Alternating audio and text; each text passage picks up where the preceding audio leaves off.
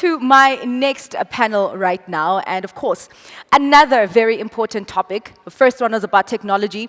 This one is also about another emerging sector in the economy, and that is the green economy, everything green. Of course, in South Africa, we know how important that is, where we have not had to deal with load shedding anymore because there has been a capacity of renewables coming into the space. So a really, really important agenda here, the green energy transition and the green economy. According to the World Economic Forum, the global green economy has already surpassed $5 trillion and is projected to exceed $7 trillion annually by 2030. That is in 4 years. The growth there is absolutely amazing. Now, opening vast opportunities for innovation and growth across the world. And in this space, women are not simply breaking glass ceilings, they are helping design the skylines of the future, shaping the industries, cities, and sustainable solutions that will define the next era of global development. So, let's meet my panelists. Green Queens, powering Africa's sustainable future. The panelists are Juliet Tumuseme, Chief Executive Officer and Founder, Chevaux Organique. Chantal Abdul, Chief Executive Officer, Mojek International. Ellen Brooks, Chief Executive Officer, Village Capital. And the moderator is CNBC Africa anchor, Zinati Kuma.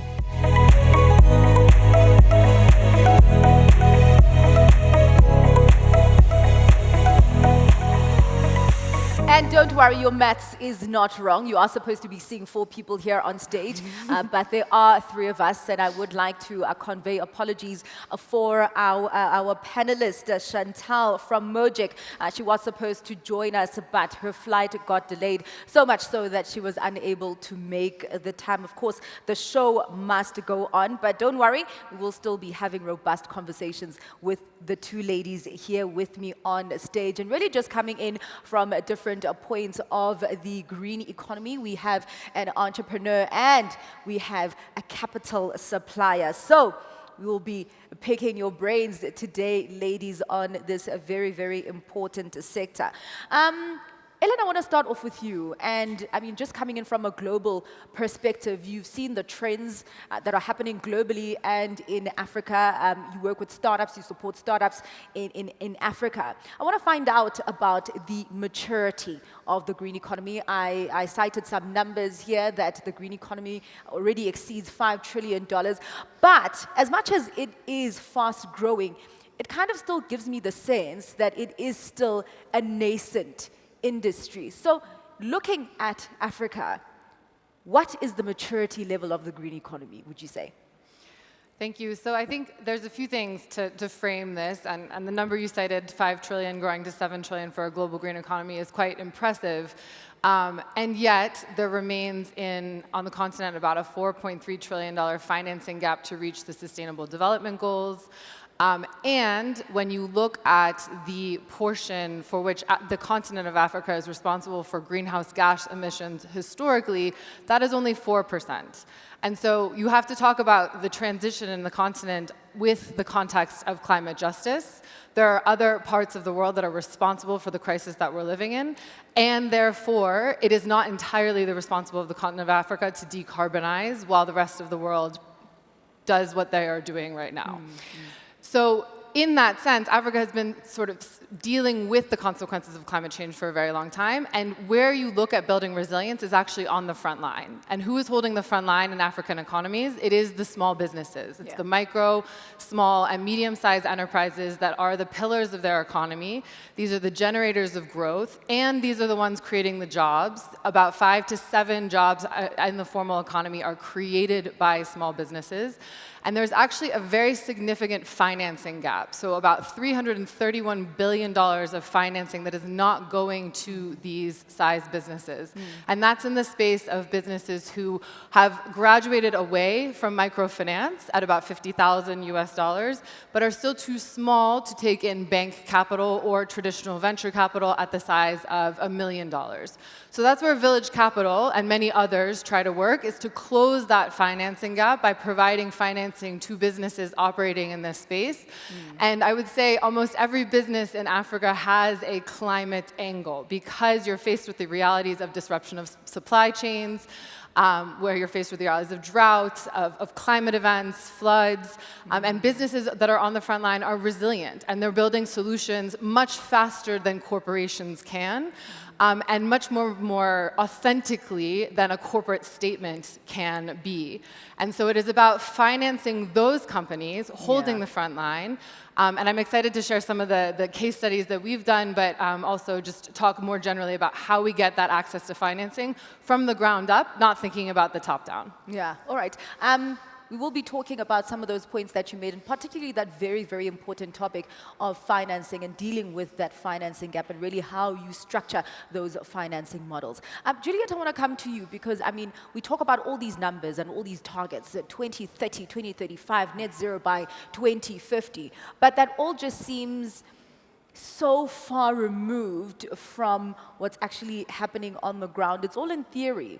But I want to ask from you, I mean, you work with farmers, you work with a lot of underserved communities as well. And I want to ask, how should those targets that we're talking about actually filter through to communities? What should net zero look like for communities? Maybe can I just have you there we go, push down your mic. There we go. That's a very powerful question. And as a business, I think I have a very huge challenge with all these targets, you know. They sound so beautiful, and they're really high-level things that are discussed in AC-powered rooms, in conference rooms, where you'll not find your regular farmer, you'll not find your small business, you know, making that decision. So who are these targets actually made for? Okay, are they part of the discussion? We are coming up with all these beautiful targets, you know, top, bottom. Yes. But we are not in the room with the people that really matter. Okay, so I think, in my opinion, there's a huge disconnect. You know, what does your regular farmer, your regular small business owned by a woman in a village down in Western Uganda, you know, what do they even understand? How do they comprehend what Vision 2040 is, 2030, and all for example, the conversations that happen, you know, during all these COP meetings? I have issues with that. You know, it is conversations that happen year in, year out. People are making commitments. People are discussing very high-level issues that do not trickle down to the people that actually supposed to be building up for us to be able to achieve what we want to achieve. So I think we need to get these people spaces, you know, on the table. I think we need to build from the bottom up for us to be able to have very tangible, you know, results, very tangible outcomes for the things that you're looking at. Because even when you're doing, professionally, I do monitoring and evaluation. If you're going to do measurement, you do not start at the impact level. It has to build from the way down. What activities are you doing? And then you start talking about issues of impact. So if you're looking at, I mean, everybody today, she just said, everybody is somehow connected to what's happening in the sustainability space. Organizations, programs, everyone is required to talk about issues of ESG. But what does that actually translate into at the end of the day? Do we even know exactly what we are doing? What does that mean for the regular farmer, for the regular, you know, person in the community that I work with on a daily basis? So we need to be extremely intentional about how we think about the high-level results, you know, and have the people that really matter have conversations with us that are in the boardrooms. Yeah, let it actually Yeah. be the voice of the community. I want to stick with you, Juliet, and obviously now we're going into the funding issue, right? We talk about this big funding gap and also how things need to be done from the ground up. Ellen also mentioned how her company approaches funding for startups in Africa. Juliet, I mean, I'm sure you don't need to talk to Ellen about it, but to other funders in the room, because they usually come up with these models, right, that this is what we're giving you, but is there an opportunity for entrepreneurs like yourself to actually say, this is what I want, this is what would suit me, and this is what would suit me at this point in my journey? I'm starting out, this is what works for me, but when my business actually grows in 5 years, this is what I want to do. How do the conversations go? Let me start by saying, I want to speak to any young entrepreneur here, and especially women. You need to know exactly what you want for your business. You should be able to define what journey you want to walk. If it is financing, before somebody like Village Capital comes to you, you should be able to explain exactly what you want. A lot of businesses have actually fallen victim of financing because there's lots of models that are thrown to them. Yes. You know, things that they don't even understand. What does it mean to invite a venture capitalist into your business? Are you ready for it? What does it actually mean? And how do you value your company to be able to give away what is worth what you have, probably invested? So I think there's still a very huge gap in the way businesses, especially in Africa, and especially those that are owned by women, in understanding what models of financing actually work. Okay? True. You should be able to know what works for you. How is it structured? Is it going to kill you or help you grow? You should be able to make some basic analysis for you to understand, okay, this is going to work best for me, and weigh it against all the other options, and make sure that whatever it is you decide to go with really, really works for your business. A lot of businesses have, at least in Uganda, many of the businesses die in their first year. Yes. And I think it's a statistic that cuts across most of Africa. I think we need to stop making that statistic. And some of these issues are really emanating from us not being able to understand what is good for our business in terms of financing. Sometimes we are too desperate. I need capital, I need to do this, I need to move. But sometimes you need to grow organically for you to be able to attract the kind of capital that works for you, that is going to help you grow, in a stable way. Okay. Ellen, 2 questions for you. How then do businesses, and particularly small businesses in the green economy, position themselves to be attractive to this capital? That's the first question. But also talk to me about the financing models that you are using, how you structure them so that they actually speak to the unique circumstances of African startups, but also fine-tuning it in terms of the importance of the green economy in improving people's livelihoods. Yes, so if I could start with a bit of an origin story about Village Capital to give you the framing of what kind of investor we are. Our Fund 1 is a 2014 vintage, so it's winding down this year, has a DPI of over 1x, so we've returned all capital investors. But all investment decisions were taken by training entrepreneurs and acceleration cohorts to think like investors and then vote on which startups should actually get the funding at the end of the acceleration program. And so that fund is an attempt to flip the power dynamics of the investment decision-making process. Because investment, traditionally, historically, has always been top-down. You have an investor in Silicon Valley or New York or London who says, I know best, and these are the options available to you, Mr. or Mrs. Entrepreneur. We know that's not right. We know that these investors don't actually have the local context. They haven't necessarily built a business themselves, and they are not on the ground trying to solve the problems.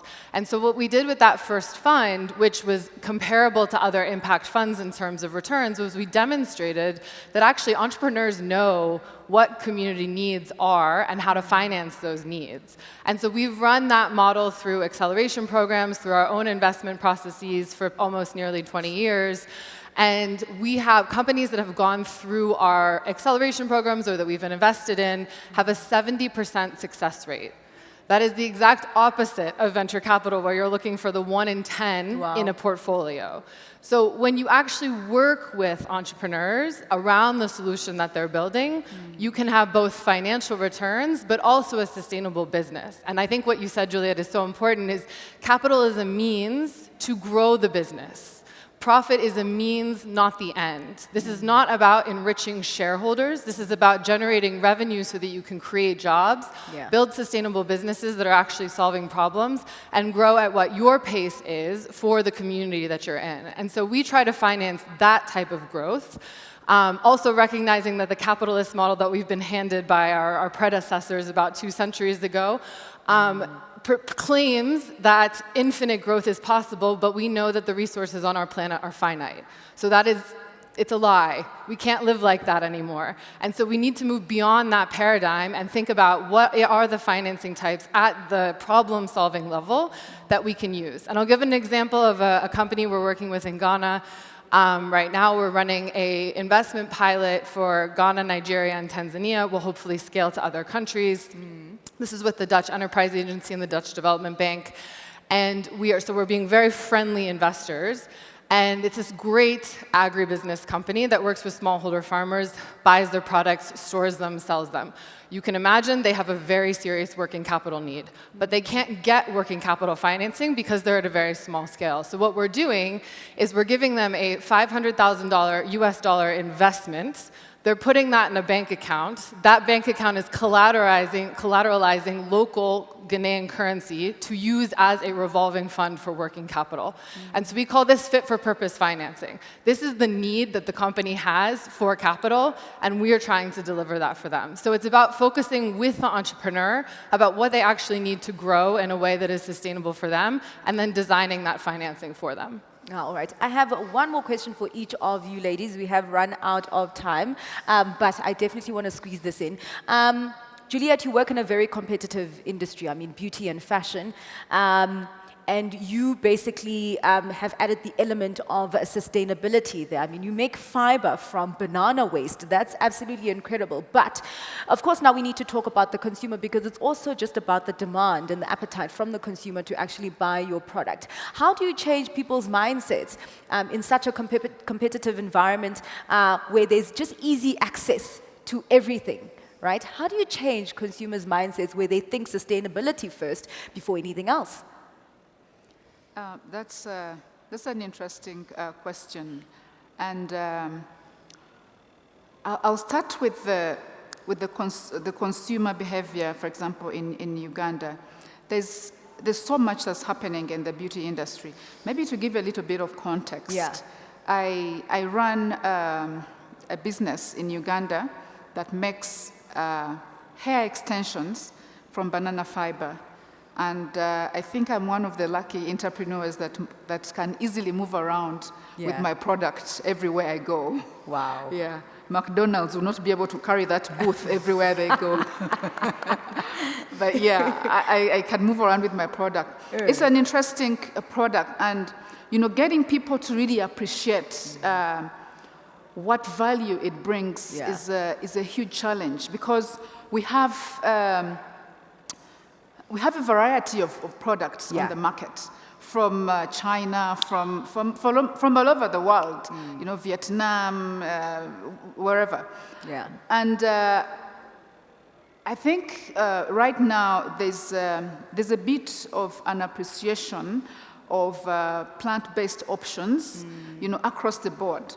The beauty industry is so huge. When you look at the hair industry alone, we are talking $16 billion. Wow. That's a huge amount of hair. Yeah. In Uganda alone, we imported about $3 million. Sounds small, but that's really huge. Now, when you think about the waste that is produced, by 2022, that is the last statistic I came across, in the US alone, they were able to collect 30 million kilos of hair waste. Guys, think about it. 30 million kilos of hair waste. Now, I don't know what's going on in the rest of the continents, but if you put all that together, guys, we are sitting on a time bomb, okay? We are looking at hair ending up in our food systems, in our waterways, in places it should not be. There's a study that was done in Belgium, and it found that as human beings, we ingest about 1,000 particles of microplastics. And another study showed microplastics in placentas of babies. Guys, this is very scary, but when you look at all those statistics, nobody is talking about what the contribution of the hair industry is to all this statistic. If you know what, you can pick your phone, read about microplastics. You can hardly see it, okay? And when we're talking about plastics, people are thinking about the water bottles, the plastic bags, and nobody's talking about the hair that you're wearing on your head. Guys, we are wearing toxic plastic hair that is causing a lot of havoc to our health. People who have suffered alopecia, do not even understand that is because of the hair that they're wearing. And for me, let me sum it up and say, need I say more? I think everybody do I need, what better message do you want me to send out? I have been shouting about this, but I don't know, put up your hand if you have seen or read about or heard about the consumer reports that were run in the US. Jesus, nobody? This is scary. Now, the last test that was done on 30 hair brands. The first was on 10 hair brands. And 10 out of 10 of those had carcinogens in them. 29 out of the 30, one of them was close to biodegradable, but not quite, had carcinogens, okay? You guys know what carcinogens are. These are cancer-causing organisms, okay? You may be wondering why the world is going crazy with all these health issues. These are some of the things that we're not talking about. I think it is time that we wake up. And let me tell you this, Africa is the largest producer of bananas in the world, and I think Uganda is the leading. Guys, we are so blessed. We have everything we need on the continent. Indeed. For us to see let me say, the socio-economic transformation that we all yearn to, to get. Indeed. We have the raw material. If I need the raw material from West Africa, I could easily get it. If I need the raw material from here, South Africa, I can find it, okay? So why are we struggling with importing Chinese hair when we can make our own hair with our own raw material? Exactly, and that's so let me just go back to your question. I needed to give people some context, so that when you're talking about consumer behavior, we need to make the right choices for our health and, most importantly, for the environment. If we are having conversations about climate issues, we need to think about what my individual contribution is to everything else negative that's happening, okay? I don't even want to go into all the carbon issues, and this is so clear. I don't need to explain myself too much. So the consumer behavior really has to be based on understanding what is good for you, okay? What choices you need to make, healthy choices you need to make for your beauty. And for me, this is something I'm very passionate about, and Yeah. I'm really, really hoping that Africa can wake up to the realities. You know, the good realities of what we have, the abundance of the materials Indeed, that yeah. we have to be able to get the things. We are exporting Yeah. raw material and getting back finished product. Exactly, exactly. I am not for that. We need to be exporting the finished product. Okay, if you're talking about consumer wear, I don't think I have any better message. You know? Okay. That's All right. And you know what? In fact, it really speaks to the beneficiation agenda that we've been talking about, Yeah. that we actually do need to start exporting finished products instead of raw materials. So really also just speaking to the competitiveness of Africa and the opportunity that we have here. I think if anyone has watched Chris Rock's Good Hair, I think this was a good rendition of it. But thank you so much. We do have to wrap up the conversation. I wish that we could have had another hour to chat about this very, very important topic. But thank you so much, ladies.